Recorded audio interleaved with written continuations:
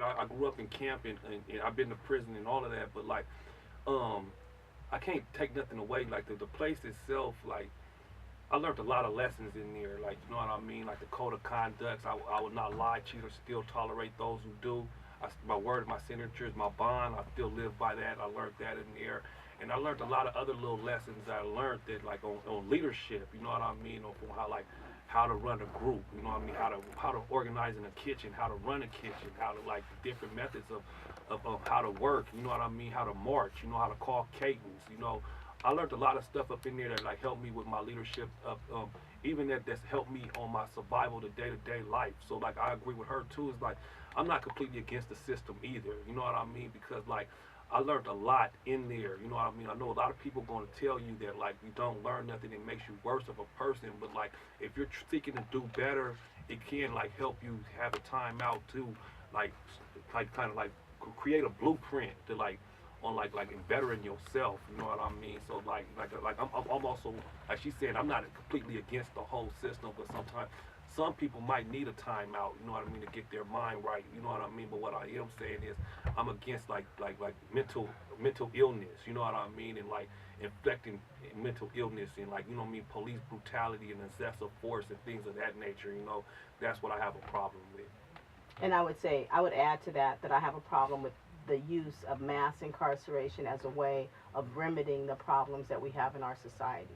And were it any other population, I don't think we would be sitting here today talking about it. And that's what bothers me because the legacy that we leave behind, it affects not just our generation, but those coming behind us. A child who has an incarcerated parent has an 80% chance of becoming incarcerated. Growing up in certain areas, you know and understand that the police are not there to protect and serve. They're there to concentrate and oppress. And anytime you oppress anything or anyone, it's gonna explode in a violent eruption. And that's what happens, and that's who our juvenile halls are full of. People that have been oppressed that have exploded either on themselves or people that look like them. It's a complex issue, and we want a simple solution. And we've settled for the simple solution being mass incarceration, and it's not working. Not only do we mass incarcerate, but we've gone so far now. Mass incarceration was okay, so why don't we start torturing them, lock them up in solitary confinement, and nobody says anything. And this has been going on for 40 years. And if you're just joining us, this is KCR 88.3 FM in Riverside. This program is called the Roundtable Roundup, the program where we discuss various different topics, political, social, economical, or anything. And today our guests, Vanya and Terrence, representing All of Us or None, and discussing the juveniles and or children, as you clearly broke down for us, in the juvenile system, and Ban the Box, ballot initiative. Yeah, specifically fairness in hiring, also called Ban the Box, and the Senate Bill 61, which seeks to do away with solitary confinement in juvenile hall, specifically for youth and children. And before we did the break, you had both had talked about two different things that were similar. Terrence saying sometimes, you guys saying you're not necessarily against the system, but the way from what my understanding was, the way in which it's completely structured, the way in which it's, quote unquote rehabilitation is being delivered is not really rehabilitation. Whether, Terrence was saying sometimes you do need a break or a timeout is different than being put in solitary confinement. I would argue that's not really rehabilitation. You were saying it does in some communities. It's just kind of waiting to bubble up and blow up with, violent rage from those that are being oppressed. I was wondering if we could take that a step further, and you guys' opinion of what do you think is one of the simple solutions that can help that? I think that personally, when we move from an individual perspective to one of community, then that helps alleviate that. And so when I say You know, it's good that you're an individual, that's great, but also recognize that you're part of a community too, and the things that we accept, the things that we create, the things that we live with may not affect us personally today, but if they're affecting our community, eventually we'll be affected by it. And so I think a lot of times we teach our children to be individuals and not be part of a community. And I think that once we, one of the solutions is to bring back the community mindset.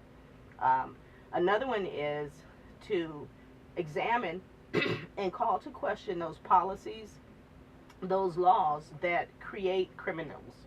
And that's what we're doing now. We're saying we have 1 million laws on the books. Let's create some more, kind of. And so we're criminalizing our community. So I think a solution is to be careful and critical about creating new laws. And why don't we address the issues that we have and not just try to warehouse generations of people anymore? That's not working. Why don't we invest in our communities, in our children, in each other? And it sounds kind of hokey, but those work. I mean, you look at Japan's incarceration rates. We in California, or the U.S., we incarcerate over 700 people per 100,000. Japan incarcerates probably about 60 people per 100,000. Nobody incarcerates like we do. Yeah. You know, nobody does that. And I don't want all of Japan's policies, but I think they got that right. I think they have the incarceration part right. That should be a last resort, if anything. It shouldn't be the first resort, and that's what it's come to. And if you look at the history of our country and our laws, a lot of them stem back to immigration. When certain immigrant populations came over here and they brought what was culturally acceptable to them, whether it was peyote, whether it was hashish, whether it was opiates, those things were culturally acceptable to them at the time. And when it became a problem with other people venturing into those communities and getting those things, they began to outlaw stuff. There was a time when if you were wearing a ponytail and a man, you would be incarcerated for that, because they had found that by doing that, they could attack this particular group. And we saw the same thing happen with cocaine versus crack. You know, we can go way back, but you don't have to go that far back to see that we still do it today. And when we say those things aren't okay anymore, when we as a society say enough is enough, we've had enough, let's address the real issue. And the real issue is mental health issues, poverty. For us in California, it's affordable housing. Those are the issues. You know, let's treat ourselves and not do that. And I remember culturally, if you went to jail, we forgot about you. It was like, that's what you get. You deserved it. And that's far from the truth. Well, in the last few minutes, what can people do to help groups like All of Us or None, and what can we do to further push issues, you know, like fairness in hiring and SB 61? I think that if you're interested, All of Us or None meets the second Friday of every month at the Universalist Unitarian Church at 6:30 p.m. We also have a Facebook page that's pretty active. It's Riverside All of Us or None on Facebook. We have a website, and we have a lot of needs for support. We need people to show support for both Ban the Box or Fairness in Housing and SB 61.